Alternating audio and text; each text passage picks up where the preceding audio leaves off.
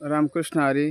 तात्याभाऊ Rowdy YouTube चॅनलमध्ये प्रथमतः आपलं मनापासून स्वागत, हार्दिक हार्दिक अभिनंदन. आणि आपण आलो आहे आपल्या प्लॉटमध्ये मकाचा ब्लॉक काढण्यासाठी. तर धन्यवाद शेतकरी बंधूंनो. आपणास माझ्याकडून प्रथमतः नमस्कार आणि थोडी माहिती देणार आहे मी मकाबद्दल. तर पहा मित्रांनो, हा प्लॉट दक्षिण उत्तर आहे आणि ह्या प्लॉटमध्ये आपण मका लागवडीसाठी ही प्लॉटची निवड केली आहे. आणि प्रथमतः आपण ह्या प्लॉटला ट्रॅक्टरच्या साहाय्याने नांगरट करून घेतली आणि नांगरट करून घेतल्यानंतर यामध्ये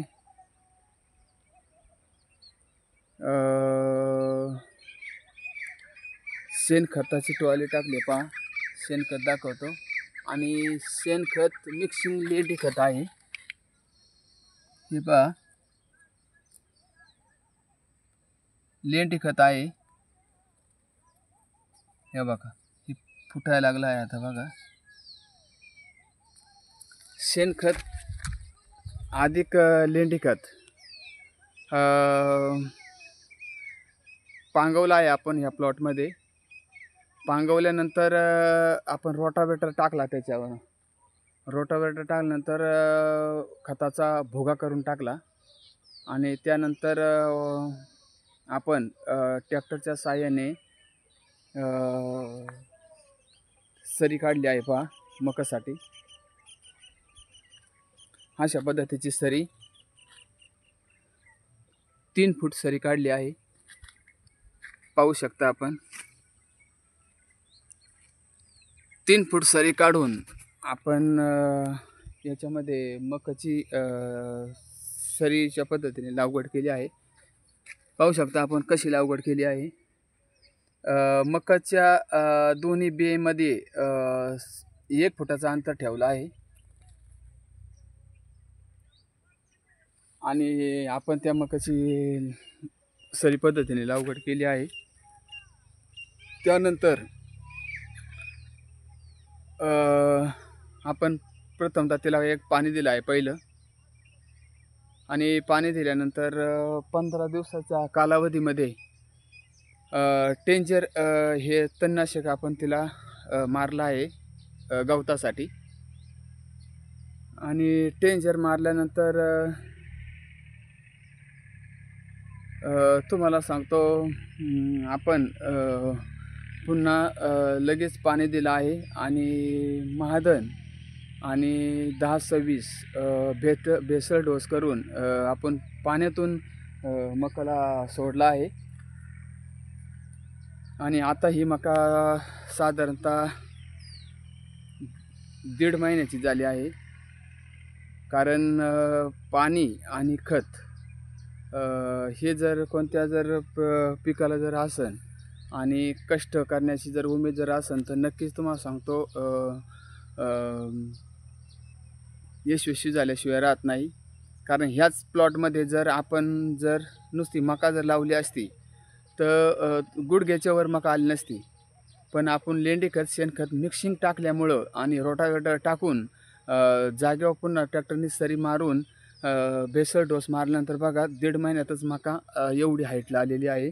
साधारण 4 ते 4-4.5 फुटाचं अंतर आहे बघा उंची. आणि एक प्रथमतः तुम्हाला सांगतो, खत आणि पाणी जर वेळेस जर असलं तर मुद्दा असा का, पाहू शकता तुम्ही. हे बघा खत आणि हे पहा याची मुळीची साईज बघा. मकाच्या मुळीची साईज पाहू शकता आपण. बघा,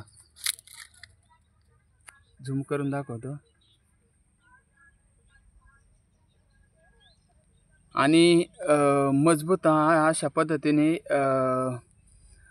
त्याचा खाल्ला हे मुळ्यांची पूर्णपणे वाढ, साईज आणि त्यानंतर ही जाडी पहा मकाची आहे का नाही, उसा टाईप.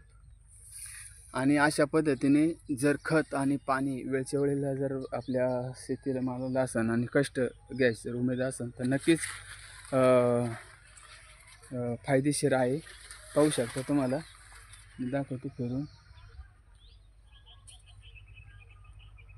आणि अशा पद्धतीने आपण ह्या मकाचं नियोजन केलं आहे.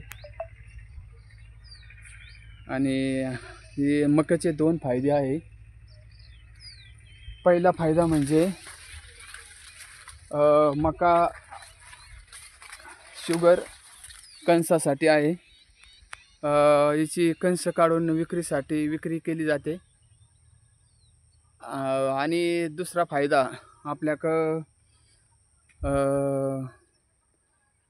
जनावरं असल्यामुळं गाई त्यांसाठी खाद्य म्हणून आपण ही मका ज्या वेळेला कणस बाजूला केल्यानंतर तीच मका आपण घरी घेऊन नेऊन आपल्या कुट्टी मशनीच्या साहाय्यानं तिची कुट्टी करून मुरघास जर बनवून जर ठेवला तर अतिशय फायदेशीर आहे.